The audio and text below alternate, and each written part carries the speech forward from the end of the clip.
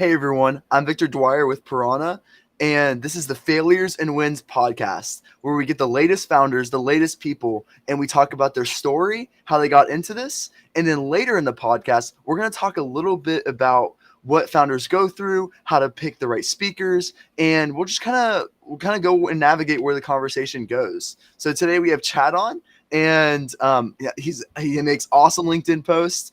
He has a lot to say about a lot of different topics. And we'll also go through the evolution of Amazon as his most recent LinkedIn post, which is really fascinating. We'll get to that later. But Chad, please, thank you so much for joining, and tell us, please, how you got into this whole Amazon mess, this whole e-commerce mess. Love to hear that. Yeah, and just firstly, thanks for having me on. I'm super grateful and excited to be here. Yeah. And so how I got involved in Amazon, I got fired from my job in 2009, Friday the Wow. 13th, 2009. I got fired. I survived a few headcount reductions, but it was a one-off firing and opened up a tremendous door for me in my life. Wow. Wow. And so when the point where you got fired, what made you say like, hey, e-commerce, yes? Like what made you make that move? Yeah, so there's actually a logical progression to it. So I was covering stocks on Wall Street. I was an equity research associate, and I Mhm. was giving advice to hedge funds and institutional investors to buy, sell, or short different stocks. Well, one of those stocks was Amazon. Ah. So Amazon had just launched the marketplace. It was the Great Recession. My parents owned a vacuum store, and I started helping my parents resell their wares on Amazon back in the day. And that's how I really got my start on Amazon. So I really doubled Oh. down on Amazon super early. In fact, I started selling Amazon in 2007. Wow, you're an And OG. yeah, I'm a first generation Game Boy, as I typically say. And you'll be able to see that with my hair loss under this hat.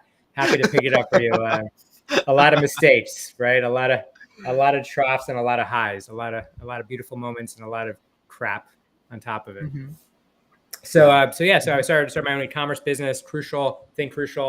We manufacture home appliance parts, so vacuum filters, coffee filters, air filters. Cool. Ironically, my account manager at the time was a guy named James Thompson at Amazon, and I had called him up because I was selling multi-channel, eBay at the time. Then I moved to Groupon, Wayfair, Overstock. I'm on Home Depot. I'm on all these different channels. I needed something to help me manage my presence across those channels. And so I started a software called Stubana. He ended up investing. And then he was beginning to start something called the Prosper Show. And then I became part of that. And we exited both businesses. Prosper was 2018. Stubana was 2021 of April. And I just Wow. started a new company, as you know, called Profasee in just the beginning of this year in 22. Wow. That's amazing. And Prosper Show is literally like the biggest Amazon conference. So if you're in the Amazon world, you know about the Prosper Show. So when it comes to branding, it's a really great job branding. So tell Yeah, me no, more. the crazy thing is that, by the way, the ecosystem was so disparate back in the day. Like there was no community, and now there's actually like lots of spawned out communities that have been created and exist over time now. But like back in the day, there was no place for sellers to rejoice, to celebrate, and to commune. And so we created a nice True. space for them. Yeah. Yeah. And I feel like the Amazon circle is such like a small, like niche of people. Mm-hmm. It's like once you're in the Amazon world and you basically like know everyone. Like it's just it's like Totally. a family. It really is like a family reunion every time I go. I'm like, hey Joe, hey, like it's just like it's so funny how like all that works. Mhm. So tell me about a Profasee. I mean, Profasee. What's going on there? What are you doing there? So actually, all the stuff that I work on stems from solving a problem. Mhm. And so in this case, when I sold Stubana, I started stepping back into my ecom business, started noticing that there were some pretty uh, big issues I needed to tackle. Yeah. And I like tried everything, right? I tried cutting expenses, trimming fat, my margins are shrinking, changing my listings, fixing Yeah. sourcing and fulfillment and PPC spend. But the one lever that I wasn't pulling was around pricing. So Okay. I started manually pricing my products and repricing and changing pricing. for different times of the day based on different scenarios that were occurring. And then I was like, wait, I can do this at scale with the data science team and machine learning. And so we started building an algorithm around dynamically changing pricing to optimize for profitability without sacrificing your BSR. Wow. That's amazing. Yeah. Yeah. Super cool. Question. Are you able to adjust the price? So I assume when you say that, you mean like the increase in sales, like mark between like profitability, like increasing the price just enough to where people are still buying and the sales don't dip. And like, cause you know how there's like that magic point where where you still get the highest increase in sales possible with the highest profit margin possible. Is that kind of what it's doing? So just because it's not just about increasing price, right? Because you can actually decrease price and maybe you drive more velocity and more units and more absolute dollars where it offsets a price if you were actually going to do a price increase. So finding that based on all the inputs and all the data is really problematic. And most brands and most sellers on Amazon today are just pricing. They like literally probably do a little bit of this when they price, where they guess, or they market to market. And they're like, oh, this guy's $10. I'm going to be $9.99, right? And so there's actually a science to it. It's actually art and science to pricing to figure out what is the optimal price that's going to drive the most amount of profit and to do it dynamically. So like right now, Amazon changes price 2.5 million times a day. It's about every 10 minutes. And Uber has something called surge pricing, and our Airbnb has something called smart pricing. And I'm like, wait a minute, Amazon's like a high frequency marketplace where there's shopping patterns, there's competitors, there's so much data, and there's an array of data to pull from. Why is no one doing this? And so we started doing this. We started giving Amazon 3P sellers in the marketplace that very same superpower. Wow. Huh. Do you ever have issues with map pricing? I assume you would, right? We're very clear about who we bring on. For us, we're focused on Amazon US. We're 3P. If you have, let's just say, channel conflict, or you're selling across other channels and Amazon has suppression technology built in, we built in suppression technology to monitor the suppression. But like typically we're looking for like Amazon native brands or brands that actually don't have to worry about their price in other channels, or those prices become the ceiling price in the platform. So you can actually just bring the price down versus just bring it back up, because Amazon wants to be the lowest price. They want parity across the entire platform. Cool. Wow. That's amazing. Yeah. So super cool. Wow. Like that. I've never heard of a tool that did that before. I know Splitly did something like like something similar, but probably not even close to the effect that you're going for. That's really fascinating. I want to give a shout out to Splitly, right? They were very early and they were onto something. I can say that like AI really wasn't around and wasn't, people hadn't built core professions around AI or data science when they were around, but they definitely were onto something. So we're like, imagine like Splitly on steroids. Yeah, that's and what so, it sounds like. So we take into account, you've got your macro factors, seasonality, and then we have like listing characteristics that we pull in from your own listings, and then we pull in your competitors. We do a reverse ASIN lookup, find your competitors on keywords, bring those into the model. Wow. And we built a pretty sophisticated model around that. And right now we're showing 10 to 12% lift of profit, which is a banger. Yeah, so, I'm super excited. How does that work? So let's say there's two keywords. Let's say dog bed and dog bed, large dog bed. Okay. So obviously for a large dog bed, the prices are going to be bigger for that particular keyword, and the prices for dog beds is going to be smaller. So like I know you, at the end of the day, you're just optimizing for whatever gets the most sales and kind of A/B testing it at its core. But is there a different approach for each one of these, or is it kind of just the same where it just tests which one gets the most sales? Well, you can't test different keywords with different prices, right? Like an ASIN is an ASIN is an ASIN. Yep. So only thing you could do is take your most important ASINs or your most important keywords, right? Have that flow into the model and then see how essentially keyword searches perform relative to conversion rate, to your sessions that come in, along with revenue. Wow. Yeah, and I feel like this is a great advantage because especially with inflation, everything going on, so many sellers are afraid to raise prices. It's like, if not the number, like supply chain's the number one conversation right now, and then like raising prices is the second. Everyone's afraid to do it because a lot of other competitors, it's like a race to the bottom when it comes to price. People are constantly lowering it, making it where like, hey, what do I do? Like, do I raise it? Do I decrease it?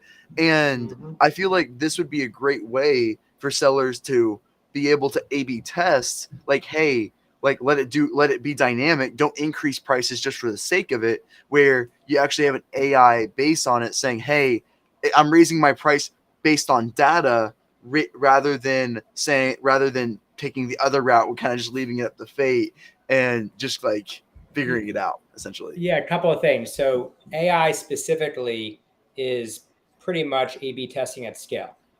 Yeah. So that's an important thing to note. So just so everyone's aware, so we're talking the same things. There's a lot of like hype out there, and there's a lot of BS in the Amazon space around AI, and a lot of times it's just like logic that's masquerading as AI. But if you're actually talking about real, authentic intelligence, AI, instead of artificial intelligence, you're talking about an AI that you build where you essentially programmatically input the outcome you want to achieve, and then the AI actually develops its own if-then statements itself, and it could be like thousands of if-then statements of nodes, and it actually will optimize for the outcome that you're trying to achieve. So, and by the way, the other thing is that pricing, when sellers do it, they set it, they forget it, they leave it. And I believe that pricing should never be static, that pricing should be dynamic all the time. Yeah, I completely agree. How would you navigate at like when it comes to A/B testing, all the millions of variables that come your way? When it comes to advertising, when it comes down to like, what if I increased my advertising budget? Like, let's say the pricing is working really well. I raise my advertising budget, and then I don't target effective keywords, and then that will that affect the algorithm? How do you take into effect all the millions of variables there are on Amazon to make it where it's effective A/B testing?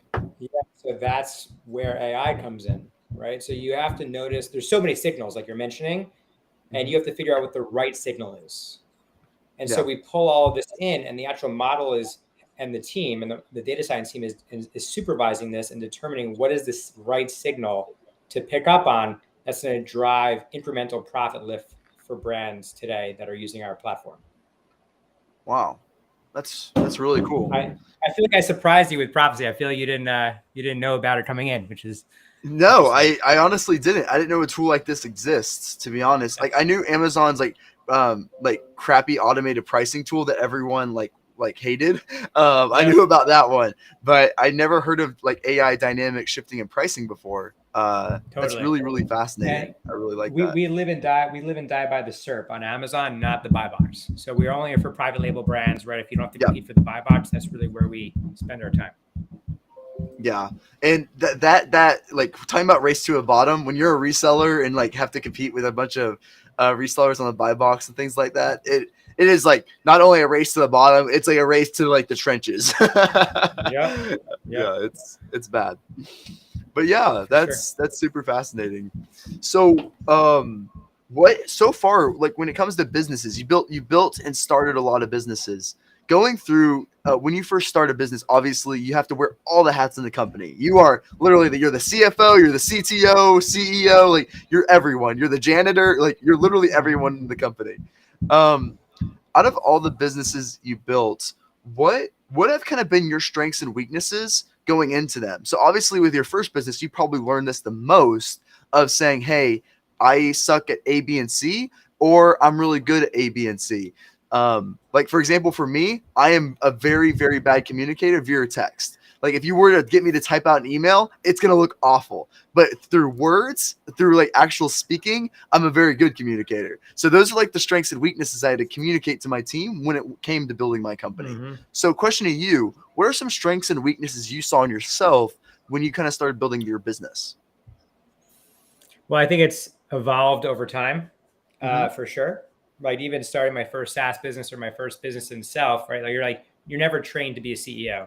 Yeah. There's a lot of learning that happens on the job. And so right now I'm on to my fourth company, and I actually have this time around. I've actually built a framework of a lot of mistakes that I've made in the past Yeah. to help me drive decisions in the future. But if you're asking specifically, like, I guess the question is like, what am I bad at and what am I good at, or what are my weaknesses? And so typically I'm going to hire for my weaknesses. And in this case, my weakness, for example, Profasee, like obviously I have no experience in data science. I don't have experience in machine learning. I have experience in Amazon. So I'm the business guy. So I've hired for those roles. And now I'm actually I'm taking on everything front of the house. So everything that touches revenue is where I spend my time. So marketing, which you see my LinkedIn posts, right? Yeah. Twitter, customer support and service, sales. That's really where I'm spending my time right now. That's and amazing. I think I'm really good at that, right? That's my like zone of genius, I'd say. Yeah. And when it comes to building, like you built a lot of really successful companies. So when it comes down to it, what would you say to someone that is trying to build a company? What would be your number one advice to someone that is trying to build a company right now in 2022 that you think that would be really effective when it comes to building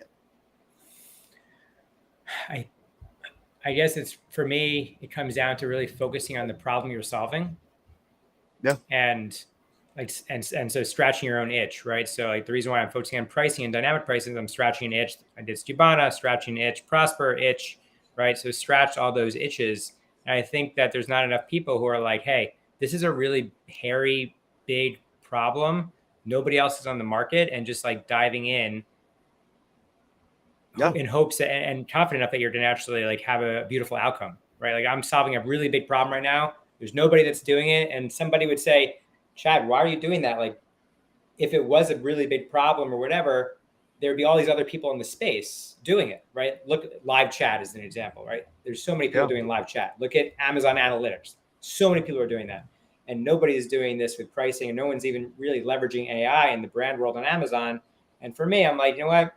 That's actually a competitive advantage. I like being first mover. I like having an advantage. And I think I'm solving a really beautiful and challenging problem that nobody has built.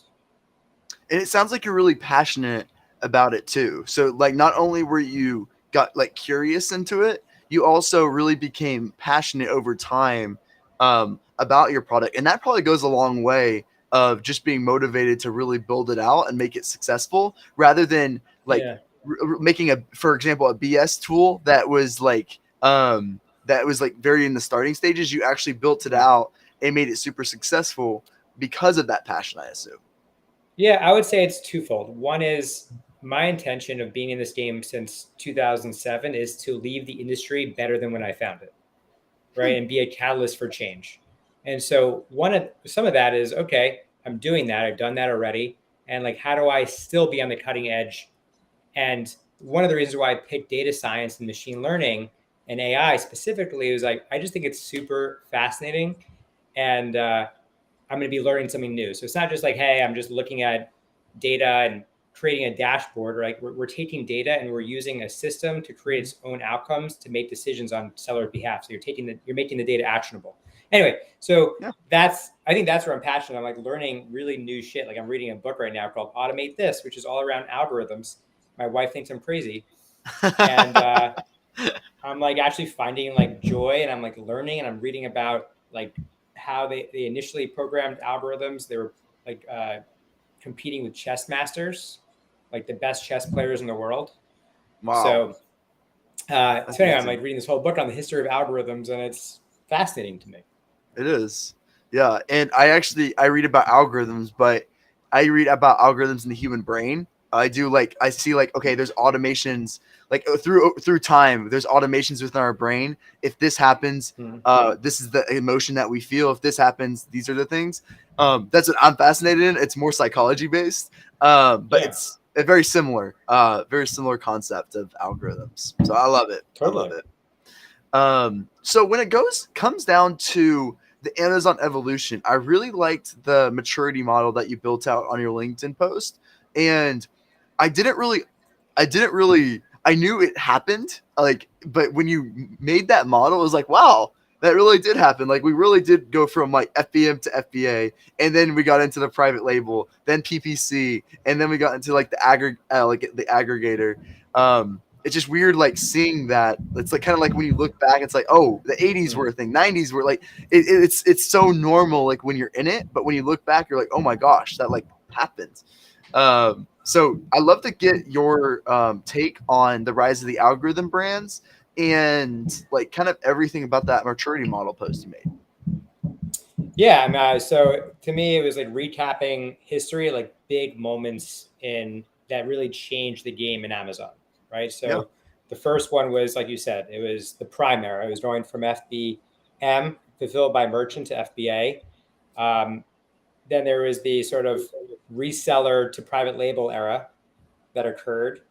And actually, one thing I missed around that, just so we're clear, there's like era 2.5, let's just say, was really when Chinese brands came in and started competing with the very companies that they were selling to, right? So like true. factory to consumer. And I left that out of brevity because like it wasn't necessarily the biggest moment, right? But it was definitely an impactful moment. Yeah, And then we migrate and we have sellers that are, we built these organic companies and we came from an idea of inspiration, and then suddenly you go from seller, now you have to pivot to being an advertiser because Amazon's trying to capitalize on every piece of the platform. And then you have the aggregators, like I share in the post, where aggregators came in with a lot of big money, deep pockets, and which certainly helped put Amazon on the map. And I believe that we're at a point right now in time where we're going into the next era. We're actually at the first inning of the next era. And that is, we're in this storm, right? Inflation, PPC spend, the cost of items, the cost of actually employees in America right now. We're at a yep, point where it's very stormy, and even like container costs were pretty high for the past. And so we're in this stormy period, and even aggregators are suffering. And it's not just them, right? I talked about my own e-commerce business having some challenges. So it's not just them, it's actually everybody, or a lot of people, right? yeah, So I don't want yeah, to say everybody. And so really, I think that these aggregators, let's talk about aggregators first, right? They have to buy a company at a good valuation. They have to operate it efficiently. They have to manage all their employees efficiently and all the brands successfully. They have to buy at a good, appropriate price, and they have to manage their investors. And so they're not all going to survive. But the only way to survive, especially at scale, is to take the data that they have and make decisions that's going to be better and most optimal than decisions they've been making in the past with human brains. I know you talked about a brain being an algorithm, which is technically accurate, yes, but like leveraging AI technology to meet inventory forecasts, to meet their EBITDA forecasts. And so I believe we're moving into this phase of an algorithm. So it's either demand, it's PPC, or it's pricing. And we're solving for pricing right now. yeah, yeah. That makes a lot of sense. And when it comes to the AI brands in the future, you hinted about like being smart brands, being like in that saying like Amazon's going to be pushing a lot more like smart brands, smart based brands. Is there anything else that you think Amazon's going to want to push? And they're obviously their own products, they're going to push a lot harder. Like that's obvious. But is there anything else that you think Amazon is going to push in this new AI period? Yeah, I don't think it's actually Amazon pushing. I think that if you're using AI, right, and let's just say I'm dynamically changing price and everyone's still stuck in the Got it. old way of doing things, right?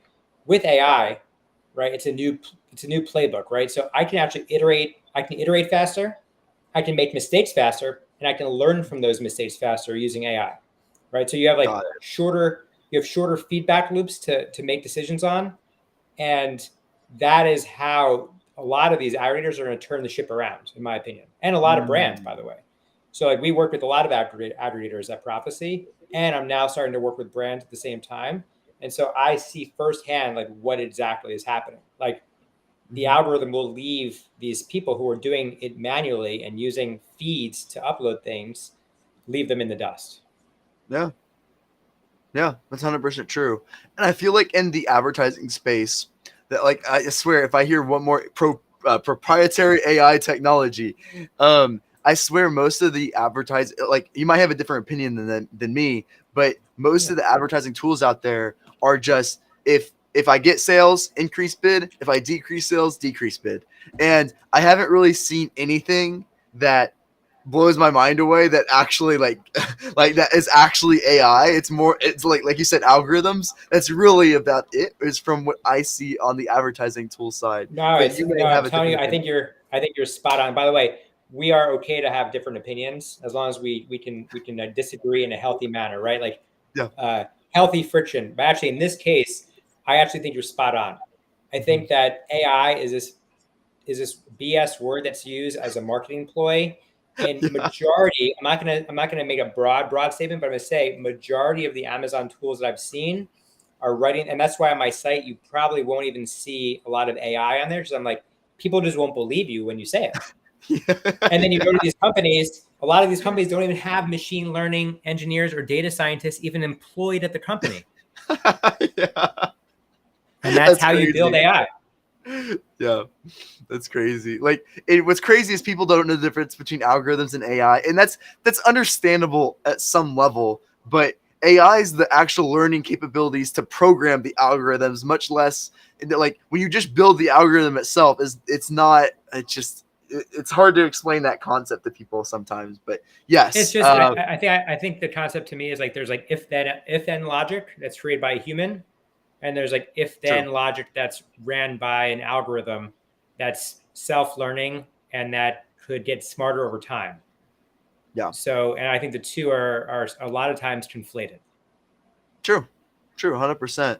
And like where I'm going with that is, I still have yet to find a tool out there. I use lots of tools. It's one of my favorite things to do. Is just like testing out a new tool. So I've tested a lot of tools out there that say they have these capabilities of AI within their advertising, going to Mm-hmm. where you're saying the future of Amazon.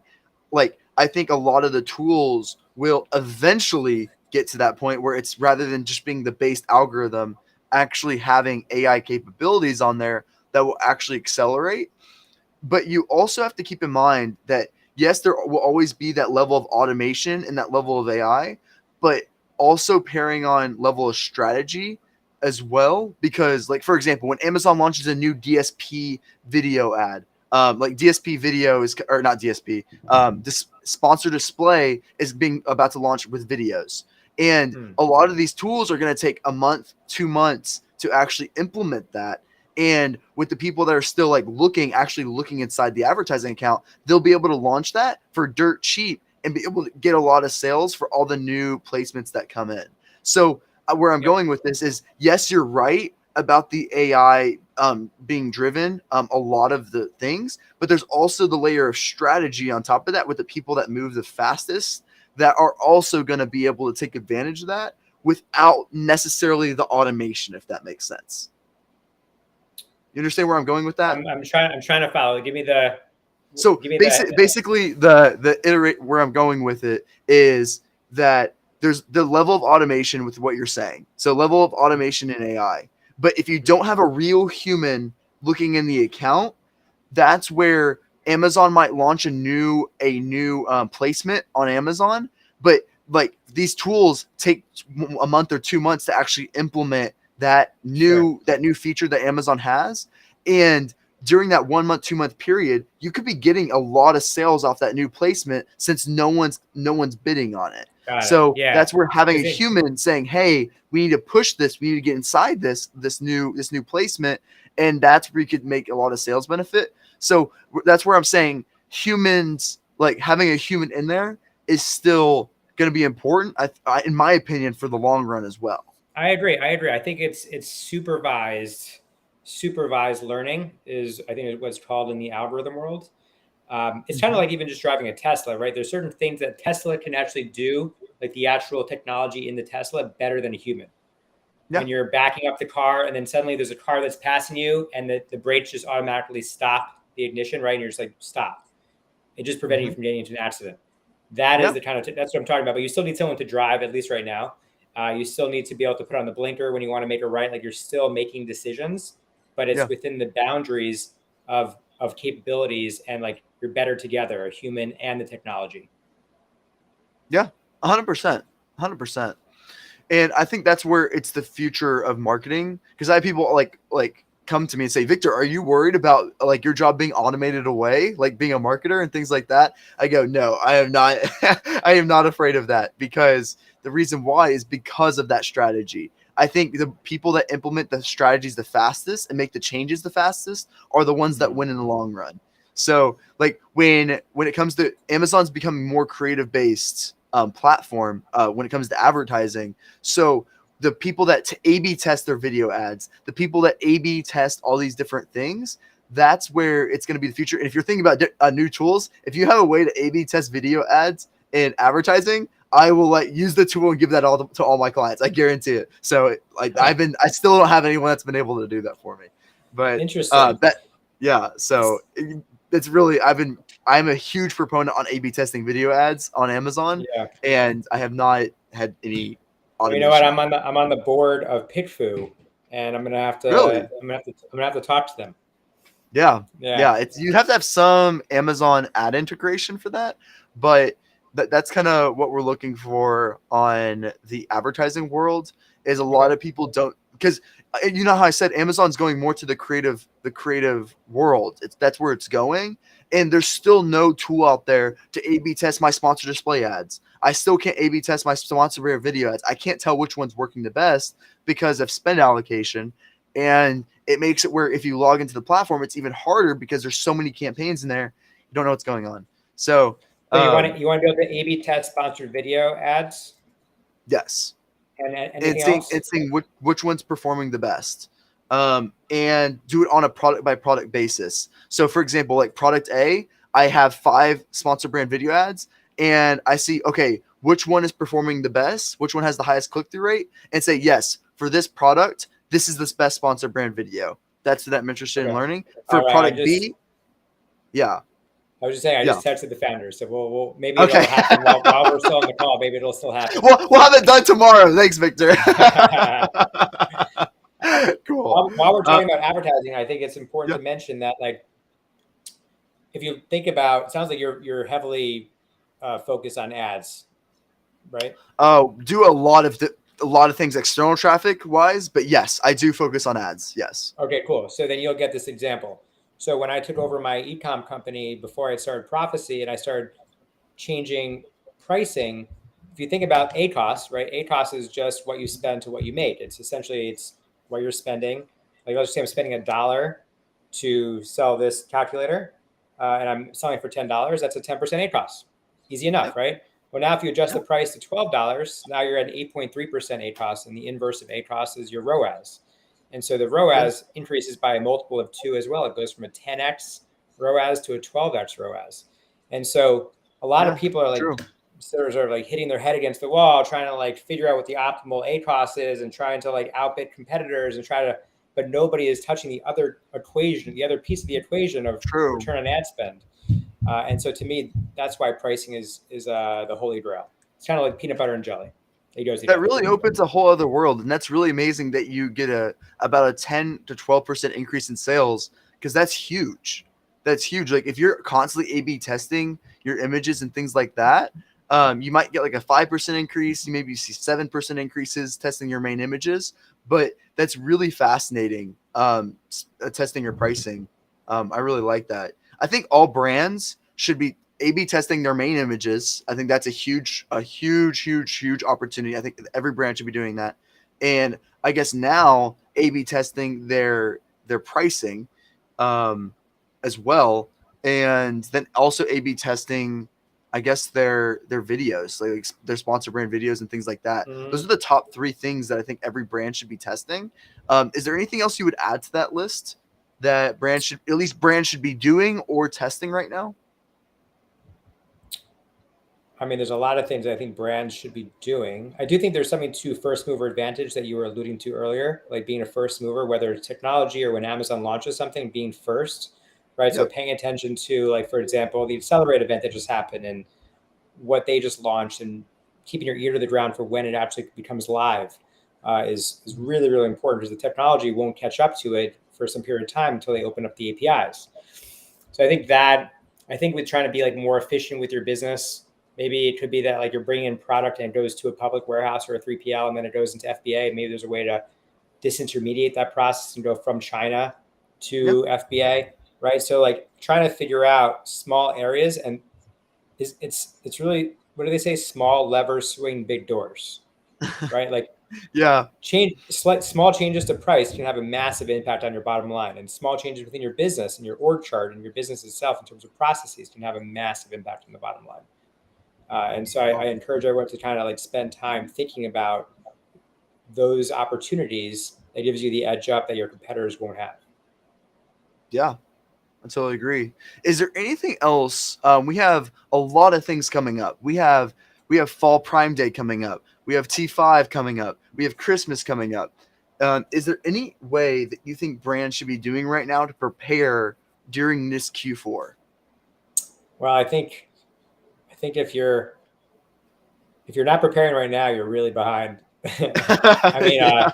Yeah. Black Friday, Cyber Monday, Prime Day in October, right? All these things are coming up already.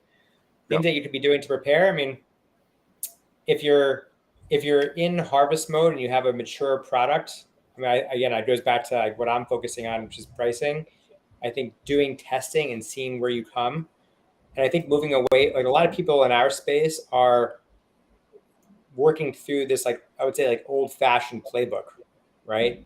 And Yeah. a lot of times you have to be able to adopt new things and new technologies and keep your ear to the ground, talking to as many sellers as possible. And I think that's probably one thing that you should be doing right now is talking to other brands, not just influencers, but like literally talking to brands who are in the same boat as you, Yeah. and just be curious and just be open to sharing and being vulnerable. I think that's really important.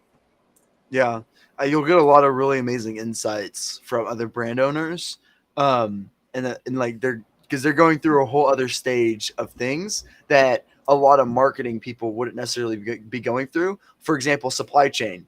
When you start talking to anyone in the marketing world about supply chain, we go, yeah, no idea what to do there. But when you talk to a brand owner about supply chain, they'll say like, okay, this needs to be like we're doing this, because it's on everyone's mind right now is supply chain, because now everything is screwed up. They're worried about getting their next thing of products. I talked with a podcast yesterday, and he said, it was a brand owner. He said he's on a 6-month waiting list for his bottles. So not only can he not get them in 6 months, he has to request them in 6 months. Like that is how far back he has to wait, and he has to go through all that inventory and stretch it out until then, which is crazy. So it's a Crazy, big issue. It's an effect is competitive positioning. I guess my curiosity would say, okay, well, like how can we find that, if it's a bottle or whatever it is? I don't know the exact product, but like, can you find that product in America? Right? Because then you get a 3-week lead time. Maybe the cost is a little bit more money, but that even paying a higher cost is going to offset your losses that you're going to have by like increasing the price, the slow velocity, which is going to impact your competitive positioning on Amazon and have a negative impact on the overall business. Yeah, you're right about that. And another thing I forgot to mention is I think everyone should be using some type of forecasting tool. I did a product overview for a product demo with SoStocked. I made an overview video on that. It's really amazing on all the variables. You know how we talked about all the variables that can manipulate things? Well, you're going to be able, because if, for example, when it comes to forecasting, you can look at the previous year, and Prime Day 2 didn't exist last year. So if you were forecasting for the month of October and Prime Day 2 using historical data, you did not predict what Prime Day 2 is going to happen. And that's why there's really cool forecasting tools when it comes to leveraging that. Now it doesn't have anything to do with AI. It's all manual, algorithmic. Yeah, I know Chelsea. And so it's pretty cool when it comes to that. So I think forecasting is really important, especially in the supply chain environment when it comes to high lead times. I think that's going to be super valuable in Q4 because there's so many promotions and there's just not enough inventory to support it, in my opinion. So I think it'll be a huge inventory blowout for a lot of people because of the whole supply chain problem. By the way, I did hear back from the PickFu founders, and they said that they can test multiple videos. Okay. So just an idea, I know that you're like really into the A/B testing, and they that's what they focus on. And I thought they did images. I just haven't checked out their platform in a while, but essentially they're doing videos. They do videos. Yeah. Really? That's wow. Okay. Yeah. Cool. I'll have to get on that. A/B test all the different videos, because what's interesting is when you do the advertising, 75% of people will only view the first 3 seconds of your sponsor brand video ad. So my goal as the advertiser is to find the best 3 seconds that people like, that will get them to click on the product. And sponsor brand video ads, that normal ones usually have a 10 to 15% conversion rate. But if you optimize it, you can go from a 25% conversion rate, which is the most effective advertising placement on Amazon. So that's why I like, as an advertiser, I want to push that first 3 seconds, whatever is the most efficient, and push that one as much as humanly possible. And the fastest I can get to that result is the best. Is where And I'm so, going. just curious, it sounds like this is like your domain of expertise here. What, who's doing a really good job? Like, who should I take inspiration from for videos? I, Anyone come to mind? I would say a lot of my previous beauty clients have been absolutely killing it. Beauty is like, if you're in the beauty space and you're not having a sponsor brand video strategy, you're way behind. I will say that. Everyone in the beauty space, like, we've A/B tested. Like, for example, this will be super valuable for a lot of people. In the beauty space, it's a product shot. Usually product shots do well on the sponsor brand video, showing the first 3 seconds. But in the beauty space, if you get any girl and you get her using the product in the first 3 seconds, that will naturally increase it by 50% of the likelihood of how that ad performs. So having some type of model or user generated content of in the first 3 seconds of someone utilizing the product, that will actually increase it usually by 50% of someone using the product. And if That's a good you're in the nugget. dog, yeah, and then if you're in a dog space, pet space, anyone, like, for example, it's a supplement, the dog licking, taking the pill, whatever it may be, or whatever it is, the dog sleeping in the dog bed. Rather than it just being the product shot, I know that's going to be the cheapest way to go about it. But if you get the person actually utilizing the product, or a person doing it within the product, you're going to have a much higher increase. And we're talking about tens of thousands of dollars if you actually A/B test it. So, yeah, so it's really important. I came from the Facebook advertising world, so it's like, this is like something you always do in the Facebook advertising. Like, you A/B test everything, but Amazon's like, oh yeah, we don't do that. I was like, what? And it's like, you don't A/B test your videos, but no advertising person does that. So it's unfortunate, but if anyone that came from the Facebook advertising world knows to A/B test your videos. So yeah, Totally. is there anything Cool. else? Curious to you, is there anything else that it's been top of mind for you, that either every business, we can go like every brand or business needs to be doing in 2022 or during Q4? Like, what's been top of mind for you lately of, like, hey, that, like, I see a lot of people doing this, but they need to be doing this. Like, is there anything brand wise or business wise that people should be doing now? Well, I mean, I can just share with you like what I'm doing Yeah. as an experience share. I've been working on converting my listings. They've been pretty stale for a long time, and so I think it's always good to like just take a look at your competitors' listings, but also, I mean, I've been asking a lot of other brand owners, hey, like, what's the best listing I can learn from? Like, who's doing a really, really good job? Is obviously like one of the big pieces of click-through rate, right? Especially for advertising, is like, you see title, right? You see the image, you see if it's FBA or not, you see the price, you see the review quantity, and Yeah. a rough amount, the quality, at least in like full stars or half stars, right? Yeah. So that's Sure. like one thing I've been working on. I've been working on efficiency myself in the business. Like we talked about, like figuring out how to disintermediate your own supply chain. Yeah. What else? I've been obviously optimizing for price and profit. That's really where I'm focusing right now, is profit. I'm harvesting. And in the e-commerce business, in the software business with Profasee, I've been rebuilding back better, and I've been deploying a more nimble tech stack. And that's where I've been spending a lot of time with automating a lot of my tech stack, but picking the right tools. For example, we use Notion now. I don't know if you use Notion at all. Yeah. But Yeah. like Notion's a beast. And we've really built it out. There's like these templates you can find online that are like pre-built, and you can like download portfolios of these templates and deploy them with like one click of a button. That's So, awesome. yeah, Yeah. That's really couple amazing. things. Cool. And that's all we have time for today. But Chad, please tell them how to find you. If the audience has any questions for you, like where they can contact you, and tell them please about your how to find Profasee and kind of go from there. Yeah, would love to. So Chad at Profasee.com. That's my personal email address. If you found this interesting, you want to have a jam session, happy to discuss. So CHAD at PROF, like profit, ASEE.com. On LinkedIn, I'm pretty heavily posting at least 3 times a week there. It could be posts to make you a better Amazon operator, a better business operator, or even just a better human being.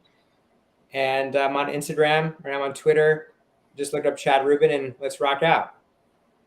Cool. Thank you. Thank you so much, Chad, for joining today. And Yeah. that's all we have time for. This is the Failures and Wins podcast. And thank you, everyone, for watching. And Chad, thank you so much for joining today.